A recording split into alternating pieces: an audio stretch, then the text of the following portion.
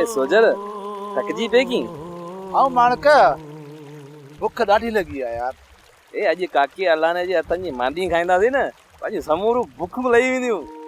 ए मानक हो यार घणनि ॾींहंनि खां पोइ चाचा लाॾे जे हथनि जी मानी खाईंदासीं यार। ए अब्बा चाचा लाॾनि जो उनजो नालो रहियो आहे, हाणे हथनि में सवादु न आहे रहियो। न काका न, अञा बि हिन झूने जहाज में दम आहे, असांखे लॻे थो। चाचा लाॾे न जेको बि सवादु आहे सो असांखे पसंदि ईंदो, खाली मानी पचा। ए अब्बा चओ था त पचाए थो वठां।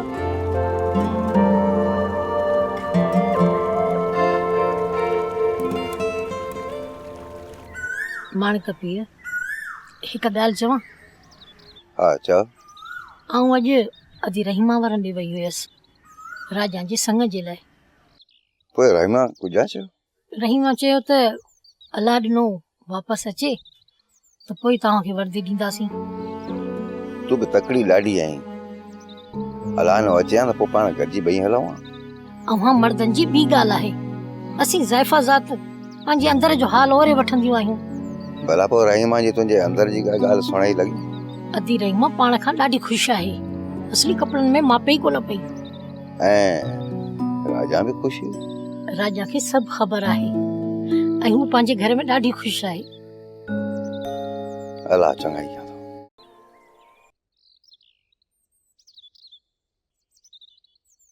ए शादा अची आओ, पर मूंखे सॾायो अथई, ख़ैर त आहे न?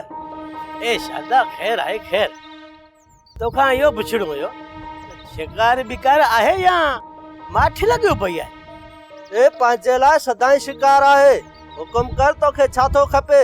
ए बाबा मूंखे कुझु की न खपे, हाजी साहब मूंखे सऊदी मां फोन कयो त जे शिकार बिकार हुजे त आऊं हिते अचां।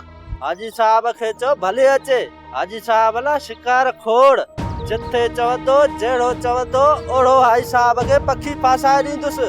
ए ठीकु आहे ठीकु, आऊं अॼु ई फोन करे हाजी साहब खे ॿुधायां थो, पर बोला हाजी साहब खे मुंहिंजी यार पारत कजां। ए शादा तुंहिंजी कहिड़ी पारत करे हाजी साहब खे? पर बोला हाजी साहब चइजा मुंहिंजे लाइ का सुठी वाच वठी अचे। ख़बर आहे न, हाजी साहब खे आऊं ज़रूरु चवंदुसि। ठीकु आहे बोला, हाणे मां हलां थो, तूं भली वञ।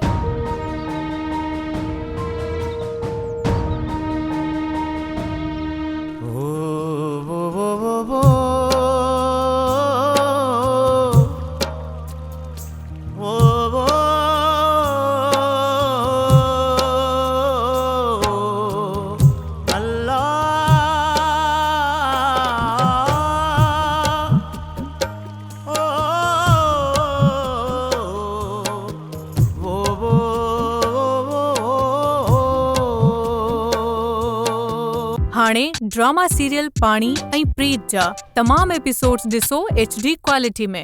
विजिट करियो सिन टीवी HD ड्रामा। सब्सक्राइब कयो असांजो ऑफिशियल YouTube चैनल सिन टीवी HD ड्रामा ऐं वधीक अपडेट लाइ बेल आइकन खे क्लिक करियो।